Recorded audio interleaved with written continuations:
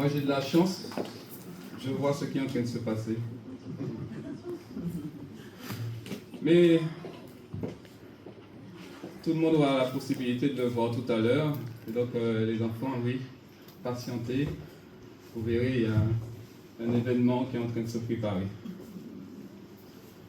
Avant de partager avec vous la réflexion, deux choses. Il y a quelque chose que nous avons oublié de vous communiquer. Mais vendredi prochain, le 7 février, samedi prochain, donc le 7 février, débute la semaine du foyer chrétien. Alors, il y aura à disposition sur le site de la Fédé, donc je pense qu'on va mettre un lien sur le groupe de l'église, des réflexions pour chaque jour de cette semaine. Et peut-être que nous pourrons nous projeter sur un temps que nous pourrons saisir pour partager ce que nous aurons pu voir, entrevoir, apprendre à travers ce temps-là. Ça, c'est la première chose. La deuxième chose, c'est que j'aimerais faire un temps particulier. Alors, Marie a dit, j'ai ma fille qui est là, j'aimerais bien qu'on prie pour elle, pour que sa vie, sa grossesse, puisque je crois qu'il y a une grossesse en cours, puisse bien se dérouler.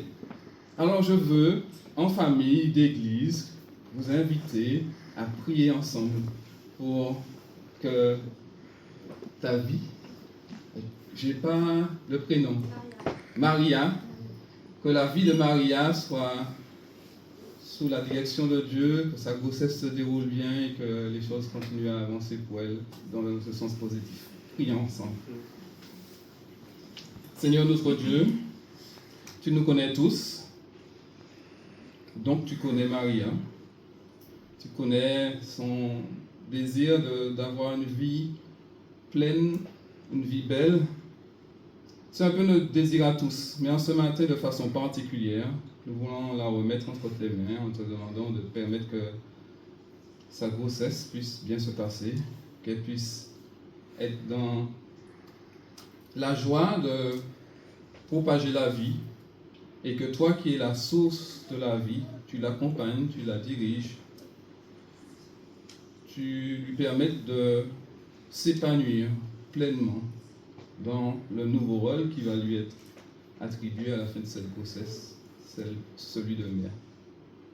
Accorde ta paix et ta grâce, comme tu le fais souvent, mais surtout rends-nous sensibles et rends donc le cœur de Maria sensible à ta présence. En Jésus. Amen. Amen. Amen.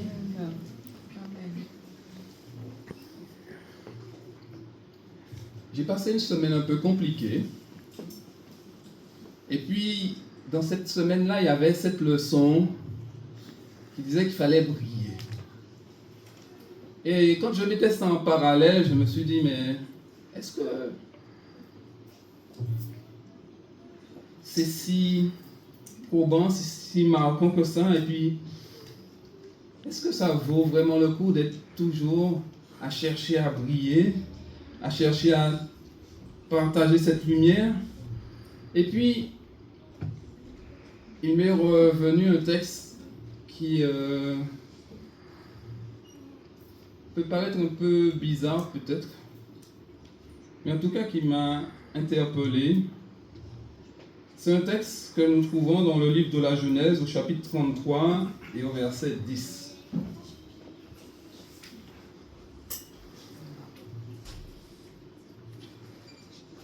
Alors, Jacob répondit, « Non, je t'en prie, si j'ai trouvé grâce à tes yeux, accepte mon présent.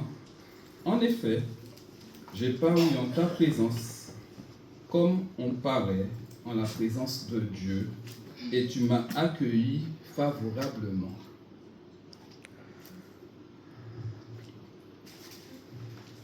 Ce texte m'est revenu à la pensée et je trouve que ce texte a une richesse très puissante, très forte, très belle. Alors je vais essayer avec vous de voir pourquoi je pense que ce texte est magnifique. Même si une des idées de ce texte peut nous sembler un petit peu particulière. Je vais vous poser une question. Qui d'entre nous a envie d'être regardé comme on regarde Dieu?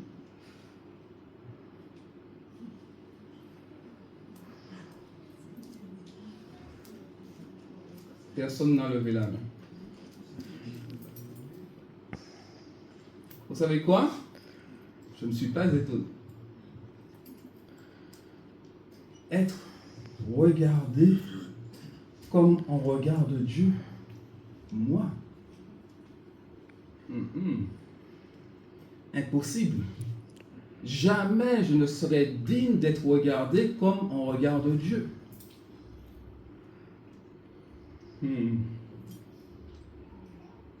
Si le texte biblique nous invitait à penser autrement. Ce que je vous propose, c'est que nous regardions ensemble ce que la Bible peut en dire. Et à la fin, je vais reposer la question. Ah ben si tout le monde lève le doigt, alléluia! Comme ça vous comprenez déjà dans quel sens je veux aller. Mais vous serez libre à la fin, comme vous l'êtes maintenant, de lever ou pas le doigt. Cette idée d'être regardé comme on regarde Dieu, c'est une idée qui est bousculante pour nous. Pourtant, si l'on se réfère à Genèse 1, verset 26, nous avons été créés à l'image de Dieu. Pourquoi ne serait-il pas donc possible que l'on nous regarde et que lorsque l'on nous regarde, on voit Dieu? Trop de pression. Dieu, c'est le level maximum. Et puis moi, le petit humain au milieu d'une petite planète, au milieu d'un univers immense sur lequel ce Dieu-là règne. Donc non.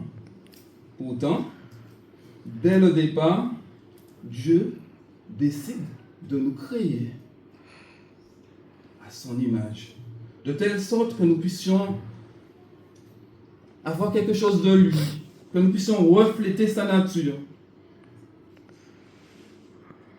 D'ailleurs, quand on regarde le texte de la création, on pourrait même dire que la nature est invitée à trouver en nous la présence de Dieu. Puisque Dieu va nous confier la garde et la culture du jardin. C'est comme si Dieu, dès le départ, met dans l'humain sa manière d'aimer, sa manière de vivre. Et là, vous allez me dire, oui, mais ça, c'était avant le péché. Entre-temps, il y a eu des choses qui se sont passées et nous nous sommes coupés de ce lien puissant avec Dieu. Et maintenant, ça ne fonctionne plus, c'est plus possible d'être l'image de Dieu. Et pourtant, je vous dis ce matin, moi, j'ai envie d'être regardé comme on regarde Dieu. Et ce n'est pas tout. J'ai envie de vous regarder comme si je regardais Dieu.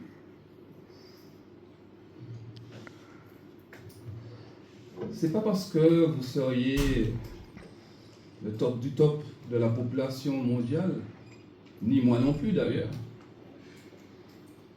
mais parce que je crois que dès la création, c'est un appel que Dieu lance à l'humain. Refléter Dieu dans sa manière d'être, c'est l'appel que Dieu nous lance à tous. être vu comme Dieu, être regardé comme Dieu, c'est une notion que l'on ne trouve pas que dans Genèse 33, verset 10, sur lequel nous allons revenir tout à l'heure. C'est une notion que l'on trouve aussi dans le livre de l'Exode, au chapitre 4 et au verset 16.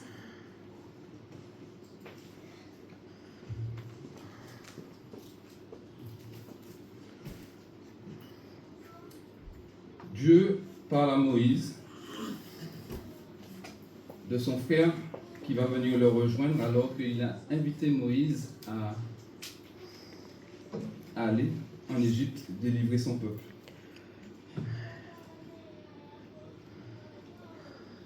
Il parlera pour toi au peuple, il sera ta bouche et tu seras son Dieu. Aaron parlera pour Moïse et Moïse sera son Dieu. Quelle idée saugrenue, peut-être. C'est un texte en tout cas qui, quand je l'ai lu la première fois, il m'a dérangé. Et je peux comprendre qu'il nous dérange tous. D'ailleurs, si ce n'était pas une parole divine, nous aurions dit, le personnage biblique qui est là, il s'est peut-être un peu emballé, il s'est peut-être un peu chauffé. Comme on dit ici, il a peut-être trop pris la confiance. Mais là, c'est Dieu qui parle. Et Dieu dit à Moïse, tu seras Dieu pour Aaron.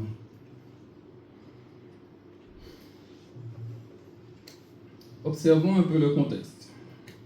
Moïse, il est là. Dieu l'interpelle pour l'envoyer délivrer son peuple.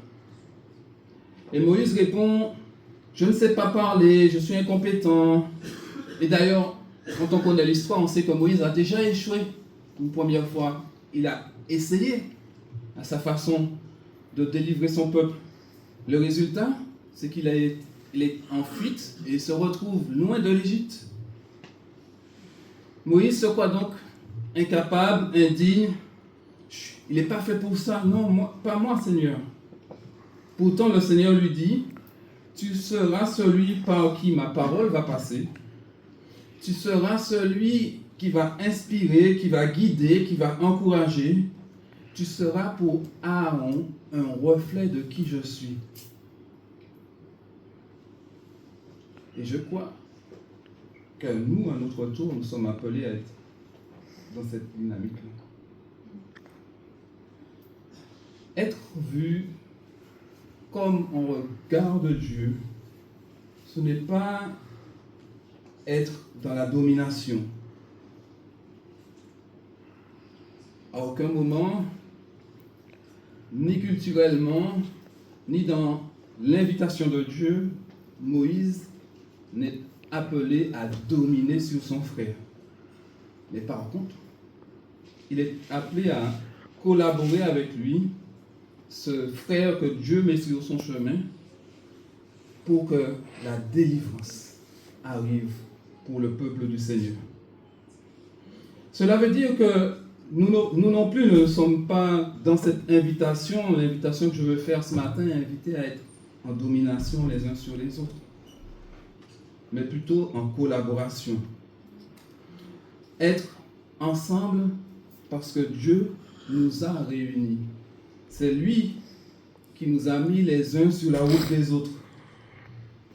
Et ce qu'il souhaite, c'est que cette rencontre, ce cheminement, cette collaboration qu'il nous invite à vivre, soit une source pour véhiculer sa parole de vie. Être ambassadeur de Dieu, c'est ce qui nous est invité à vivre. Et ce n'est pas juger, ce n'est pas condamner. C'est faire une seule chose, transmettre les paroles qui donnent la vie. Je regardais une émission, et peut-être même que je vous ai déjà raconté cette histoire, je ne sais pas. de cette famille qui cherchait à faire le tour de Madagascar. Sauf qu'ils avaient choisi un moyen de locomotion particulier, ils avaient choisi de le faire en char à bœuf. Alors pour ça, il ne vaut mieux pas être pressé, il ne l'était pas. Ils voulaient couper de cette vie tellement rythmée, tellement speed, qui les fatiguait, et ils ont pris ce temps de dire, nous allons faire le tour de Madagascar en char à bœuf.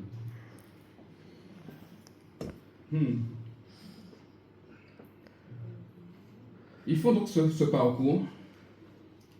Et ne voit-il pas qu'à un moment, ils se trouvent devant une grande rivière à traverser. À côté, au bord de cette rivière, il y a un village qui est là, à proximité. Alors ils se rendent au village et ils cherchent à savoir comment est-ce qu'ils peuvent traverser avec leur char à bœuf. Et on leur dit, mais il y a des piroguiers ici qui font régulièrement traverser les gens. Donc vous pouvez aller les voir. Le père de famille va donc voir les piroguiers. Et les piroguiers lui disent, oui, effectivement, nous faisons traverser les gens, mais le fleuve, il est très dangereux. Et nous n'irons pas si vous n'allez pas voir le sorcier du village pour lui demander tous les conseils qu'il faut respecter, toutes les consignes qu'il faut respecter pour avoir une traversée sereine.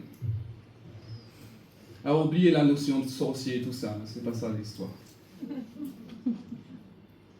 Ce père de famille va voir donc cet homme qui représente la sagesse, en tout cas pour ce village. Et cet homme lui donne une liste de recommandations. Et aussi bizarre que ça puisse paraître, l'une des recommandations c'est, pendant la traversée, j'ai vu que sur votre char il y avait une pelle. Il vous est interdit de toucher à la pelle. Ne touchez surtout pas la pelle pendant la traversée. Ça c'est sujet de malheur. Pour que tout soit serein, vous ne touchez pas à la pelle. Ok. Le père de famille suit ces recommandations. Il dit aux piroguiers, ça y est, nous sommes prêts. Et les piroguiers installent tout ce qu'il faut pour traverser sur leur pirogue. Donc ils ont une grosse pirogue sur laquelle ils mettent le char, etc. Et devant, il y a deux autres pirogues attachées avec des cordes et ils rament. Arrivé au milieu de la rivière, le courant est tellement fort qu'ils n'arrivent plus à avancer, mais qu'ils sont plutôt en train de dériver. Et dériver, c'est finir dans les rapides et perdre le changement et peut-être perdre certaines vies. Alors, il redouble d'ardeur. Et le père qui est là sur son char à bœuf, qui regarde les piroguiers qui sont devant, se rappelle quelque chose. J'ai une pelle, ça ferait une bonne rame. Mais le sorcier a dit qu'il ne fallait pas toucher à la pelle, que c'était interdit. Mais voyant la situation, il ne se retient plus. Il prend sa pelle et il commence à ramer.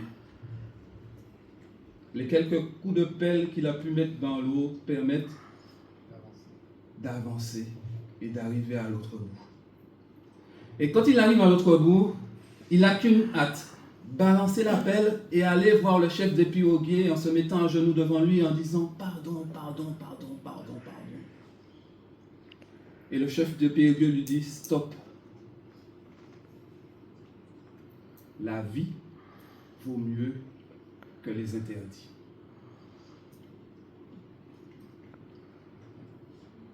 J'ai rien entendu, mais moi, devant ma télé, j'ai dit Amen.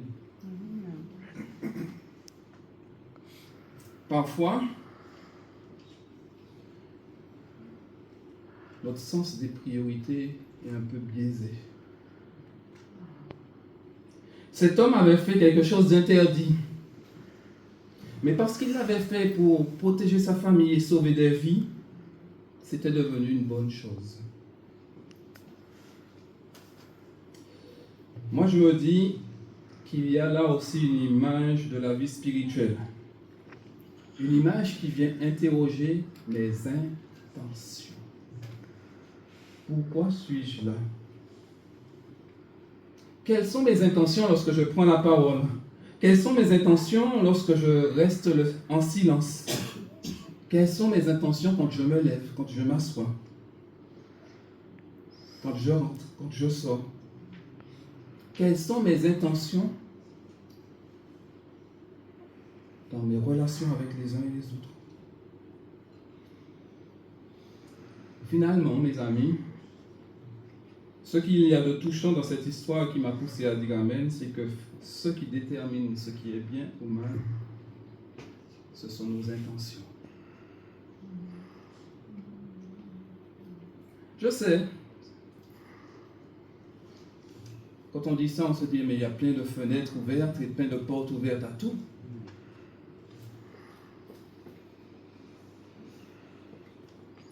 Mais je crois que lorsqu'une bonne intention est posée, lorsqu'une bonne intention est comprise,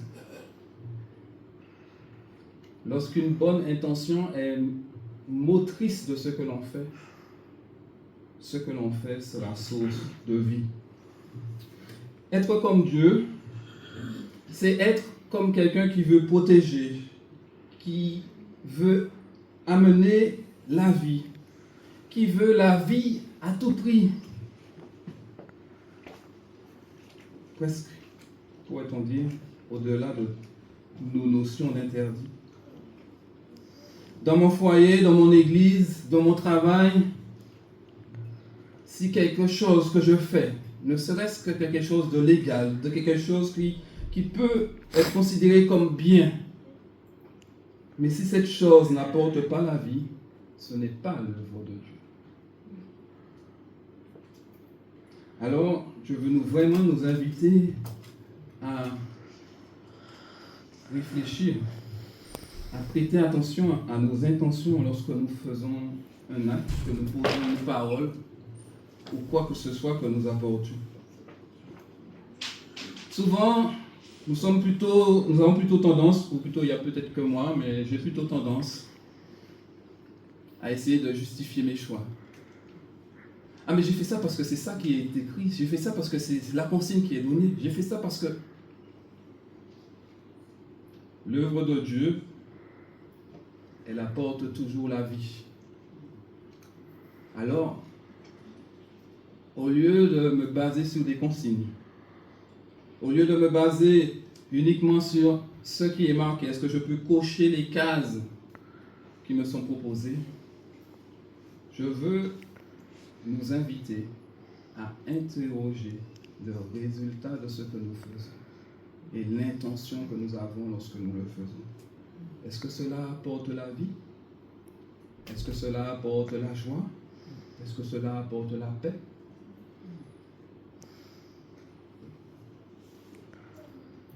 Pourtant, Dieu, lui, alors parce que pourrait-on se dire, oui, mais c'est difficile tout ça. Et puis, peut-être que comme Moïse, nous pourrons dire, mais moi je ne sais pas. Je ne sais pas faire. Et là, j'ai envie de nous dire, faisons confiance à Dieu. Dans Jérémie 31, verset 33, il dit, je mettrai ma loi au-dedans d'eux, et je l'écrirai sur leur cœur, je serai leur Dieu, ils seront mon peuple. Dieu veut, il le fait chaque jour si nous le laissons faire. Écrire sa loi dans nos cœurs, parce que sa loi est source de vie. Elle transforme nos intérieurs, notre intérieur. Elle transforme nos pratiques. Elle transforme notre vie entière. Parce qu'elle est elle-même source de vie.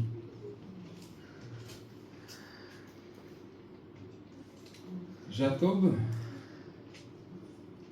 et Ésaü se trouvent dans le texte de base que nous avons eu tout à l'heure de Genèse 33. À un moment de leur vie,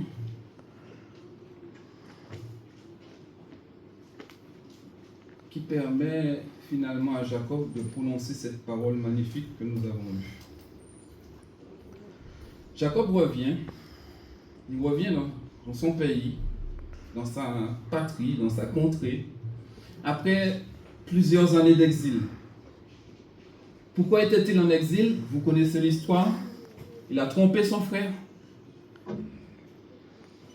L'arnaque, ça c'était le summum de l'arnaque. Quand vous voyez dans nos sociétés les tensions que ça éveille lorsqu'il doit y avoir un partage d'héritage, vous pouvez comprendre que Ésaü qui se fait prendre sa part, il n'est pas très heureux de cette solution-là. Et c'est pour ça que Jacob est en exil, pour sauver sa vie.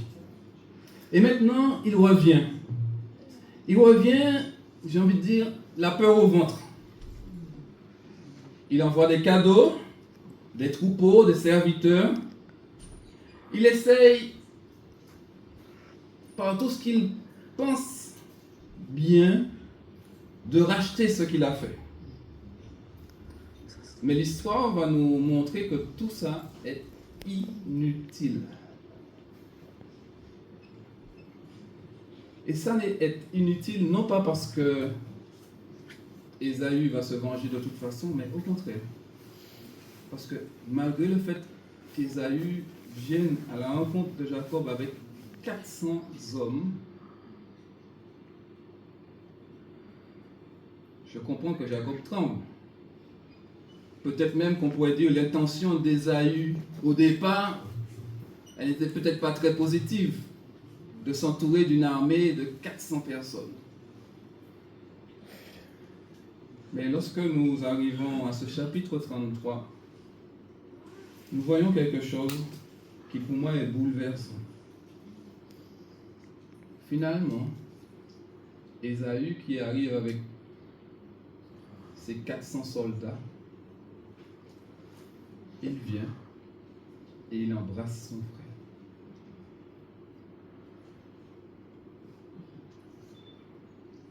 Il vient et il accueille son frère.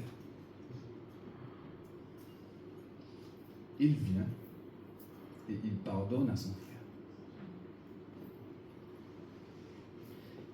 Et c'est pour cela que Jacob va avoir cette parole que nous avons lue.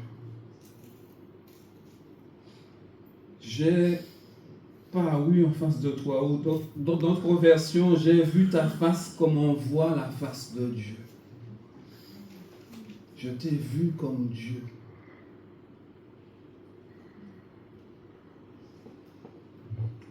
C'est particulièrement intéressant d'aller voir quel mot hébreu est sous le mot français Dieu à ce moment-là. Parce que vous savez qu'il y a plusieurs mots que l'on traduit par Dieu, éternel, etc., etc.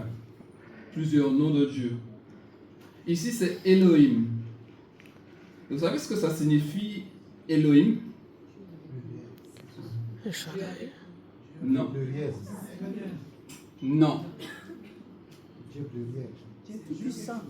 Ça ne signifie pas Dieu pluriel, même si c'est un pluriel. Ça signifie Dieu juge. Oh. Alors si l'on relit ce texte-là, avec cette signification de Elohim, cela donne: je me suis présenté devant toi comme devant le Dieu juge, et j'ai trouvé grâce. Amen. J'ai trouvé la grâce. Les amis, qu'est-ce que cela signifie? Cela signifie que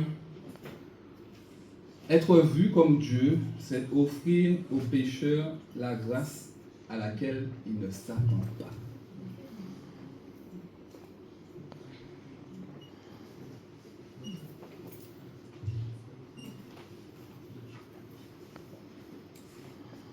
Est-ce que je peux reposer ma question maintenant? Oui, pose-la.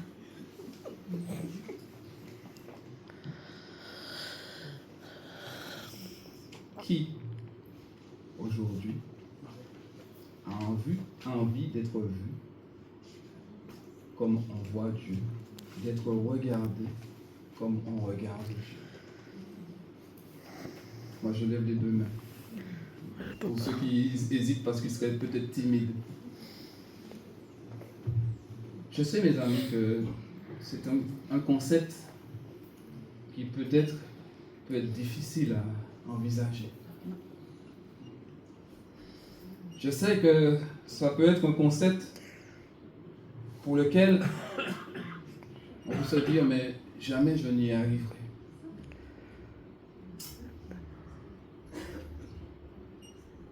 Mais dans notre leçon de cette semaine, nous étions invités à prier. Et lorsque je me rappelle que Dieu est présenté dans sa parole comme le soleil de justice, briller, c'est agir comme la lune.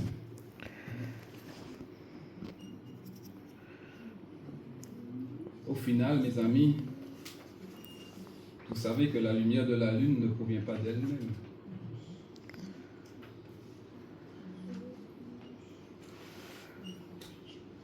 Notre lumière à nous ne provient pas de nous. Par contre, si nous laissons les tracas de la terre l'éclipser, alors peut-être qu'elle n'est pas visible. Et nous sommes invités, quel que soit ce que nous vivons, quel que soit ce que nous pouvons traverser, nous sommes invités à nous laisser éclairer par Dieu, à ne pas mettre cette difficulté que nous pouvons traverser entre Dieu et nous, mais à nous laisser éclairer par Dieu, et c'est ainsi que nous serons et que nous resterons des lumières. Amen. C'est mon souhait pour chacun d'entre nous.